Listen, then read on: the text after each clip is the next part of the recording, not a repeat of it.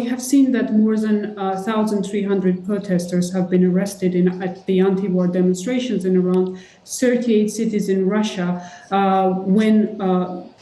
in the aftermath when Putin announced mobilization. So it means that Russians are becoming increasingly afraid of being engaged into this war directly, because back in the days, Putin has framed this war as a special military operation. So Russians did not have, were not really aware that this war could concern them directly. So now they understand that this war may affect them directly or indirectly in terms of their family members being conscripted to fight in Ukraine. And we have seen that Russians have been experiencing major losses on the battlefield in Ukraine. So now these protests are mainly motivated by the fear of death. So this is the main reason why Russians decided to go into the streets. On the other hand, we have seen that many Russians are fleeing the country. So, for example, the Georgian-Russian border has had a huge queues of Russians trying to escape Russia. So it means that Russians are becoming increasingly aware and increasingly unhappy with Putin's decision. This in terms does not mean that they are necessarily, all of them are necessarily against the war, but it means that they don't really want to fight in this war for the so-called denazification of Ukraine. At the same time, I don't think that the wave of the protest is so massive that it may affect immediately Putin's decision-making, because Putin has, in a way, put himself into the corner to score some sort of victory in this war. Okay, so if Putin is going to carry on with this mass mobilization, what's it going to mean for the Russian military effort? What's it going to mean on the battlefield? General Breedlove. Now, we know that many of these troops are very poorly trained, they're very poorly armed, they're very poorly motivated. A lot of them don't want to be there. A fair number of them seem to be surrendering at the first opportunity. What use are they going to be to the Russian war effort?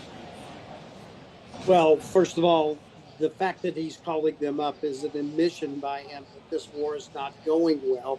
And he knew this was going to be a problem and really resisted this move for some time, but some of those around him have pushed him to it, the so-called war party, to say we have to do something. And now I think his worst fears are coming true.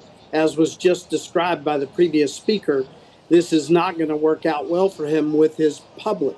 But as you mentioned, this is not going to work out well for him on the front lines either. Of course, additional soldiers will help, but these soldiers will not arrive in skilled positions. These are soldiers that some are calling cannon fodder, and that may not be very far from the truth. I mean, could I ask you, General? I was trying to explore this subject yesterday as well. We've heard from the White House Special Security Advisor, Jake Sullivan, that there'd be a catastrophic response if Vladimir Putin were to resort to the use of nuclear weapons. General, what might a catastrophic response consist of? Well, let's just say that I find it very unlikely that the West would respond also with nuclear weapons. So it's going to be some sort of a conventional response. My guess that it would be a direct attack on some of the forces in theater if the nuclear or the weapons of mass destruction was used in theater. The harder question is what happens if this is what we in the business call a demonstration nuke, and Mr. Putin fires off one in the middle of the Black Sea or in the middle of a forest that has no tactical value. That would propose a little bit tougher policy program or problem for the West to handle.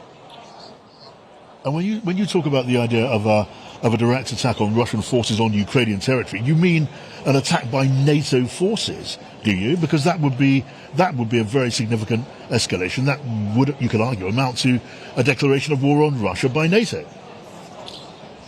Well, you're right. I mean, if NATO strikes, that is going to be seen as a declaration of war. Jake has outlined that this will be a catastrophic response. I would offer some. You could attack the Kerch Bridge and drop it, and that would be a pretty big impact to Russia. You could selectively choose portions of or all of the Black Sea Fleet and send them to the bottom. That would be another option. But the United States has many options. They're working on them. NATO has options. I'm sure they are discussing that. But the fact of the matter is, it will be a tough policy call how they respond.